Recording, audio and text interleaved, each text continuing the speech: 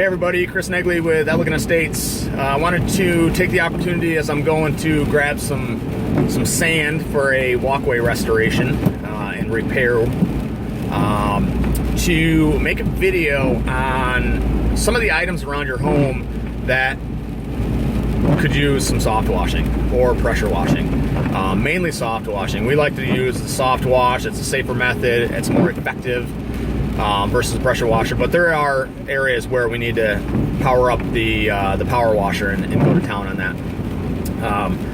So hang tight, and I will discuss some of the areas, some of the main areas around your home that you may want to take a look at and see if you could use some of these services.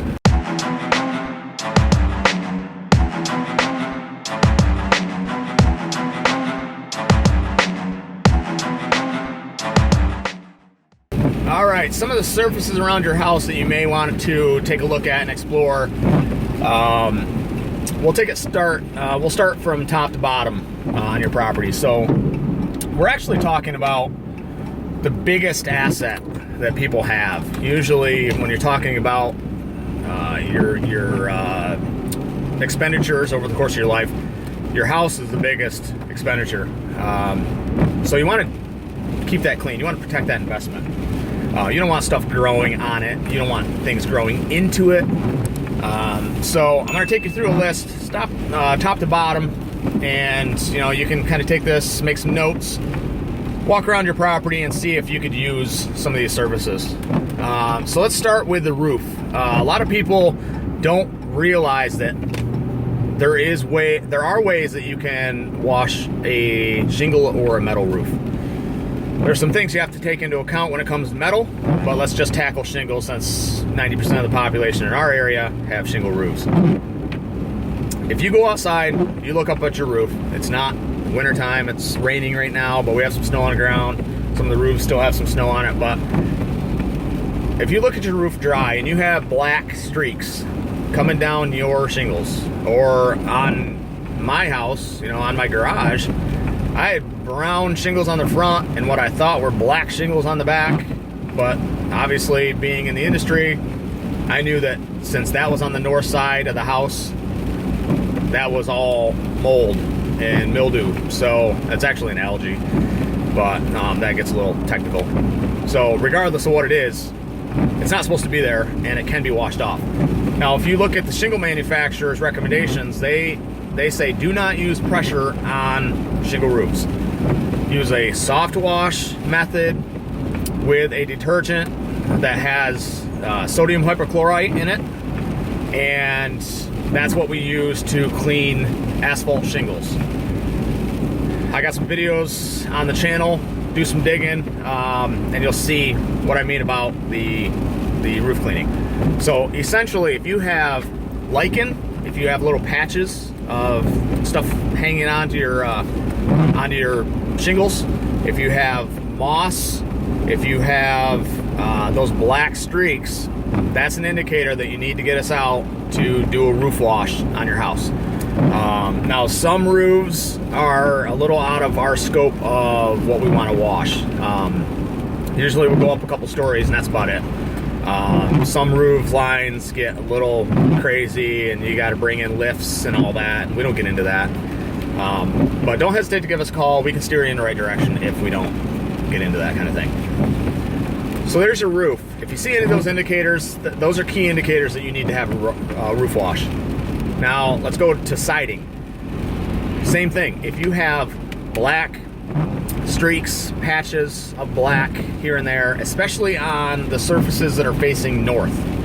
If you know where north is on your property, go to that side first and see what's growing on it. It'll look like something's growing on it. Sometimes it just looks dirty, but really what it is essentially is it's mildew, it's mold, sometimes it's algae, and those will start to cling onto your siding and grow on the siding, and you don't want that.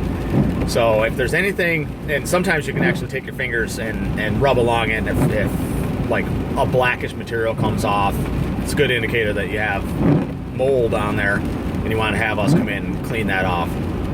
And we'll soft wash that. We will not pressure wash your siding. If anybody comes in and offers to pressure wash your house, run. So, I mean, that's all I can say. I mean, there's so many disadvantages of pressure washing that you want to stay away from, because there's a liability there from a safety standpoint, but also a property damage standpoint.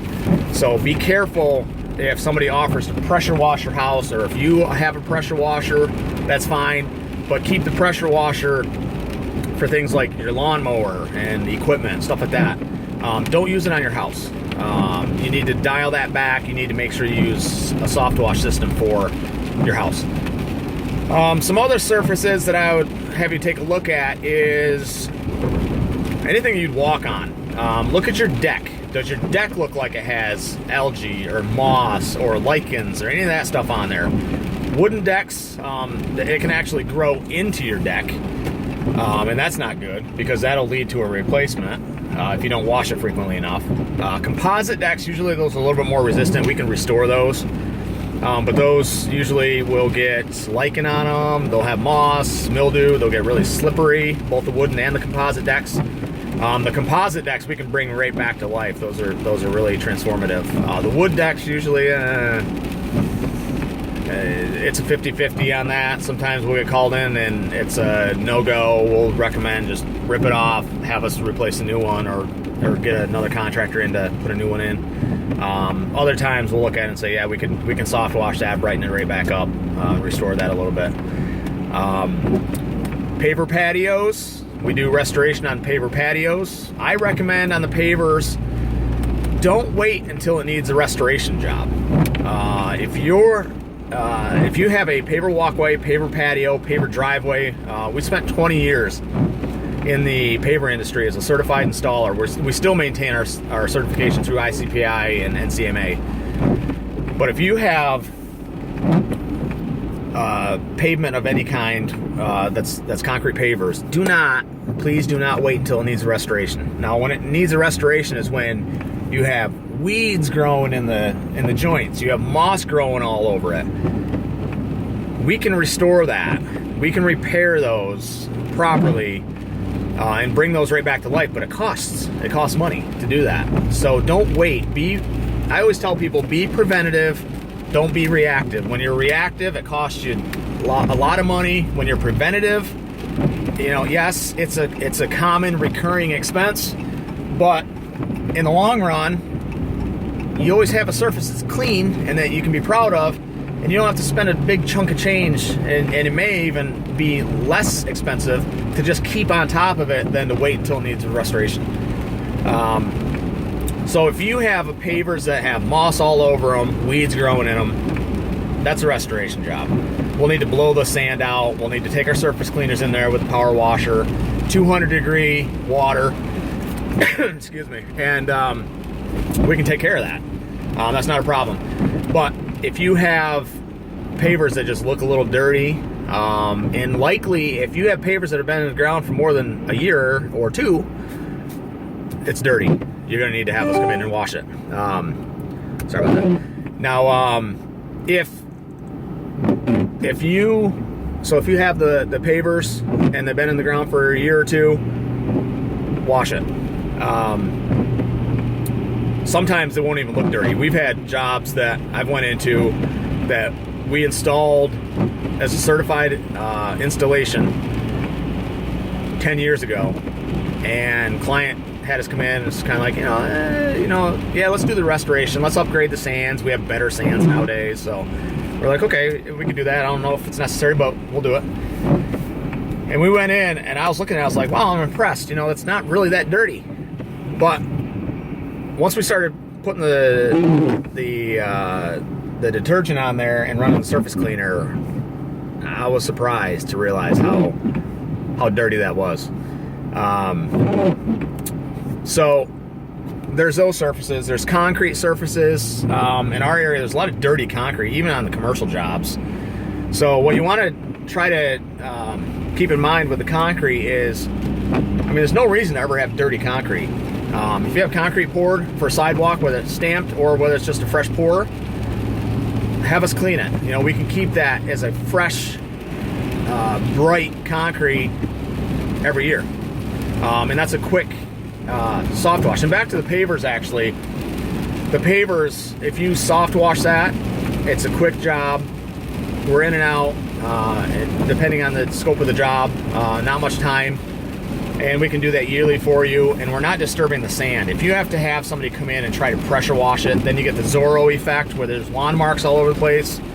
If it has to be surface cleaned, you can still run issues with having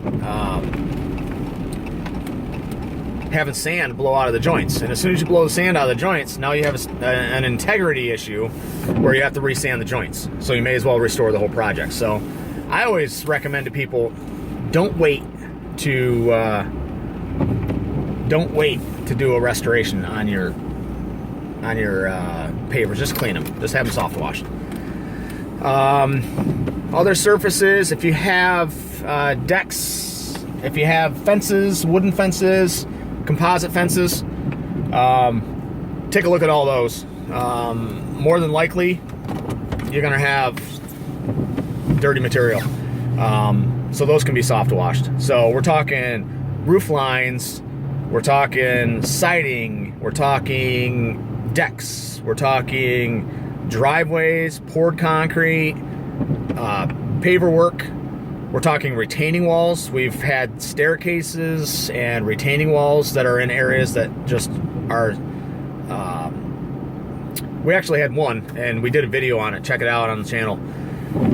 A staircase that we did, I'd say 15 years ago. Certified NCMA install. The staircase was spot on. I mean, that thing did not move at all. And that's the benefit of going with somebody who's a certified installer.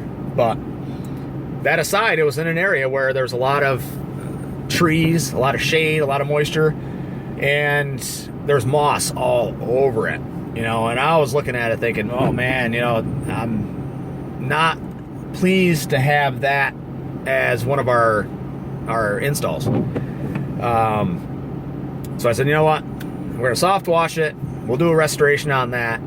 We'll do a high volume ball valve rinse, and we'll get it back to a like new condition. Sure enough, I mean, we went in there and we just restored that to like new, and you know, pretty pleased with the results. So so retaining walls, I mean, whether it's installed properly or not, it can still be washed off. You know, even if it's something that's failing and it's dirty, I mean, you would be amazed with how nice it looks and how much better it looks just to wash it. You know, just wash it, get the weeds out, get the moss off, get the dirt and the algae and all that off of it, and just get it clean. And, you know, you might be able to get away with just cleaning it, not necessarily repairing it. Or clean it this year, repair it next year, have us come in and do it, have another contractor come in and do it, and then have us come in the following year and do another clean on it. So, so yeah, your surfaces that you walk on, look at all that.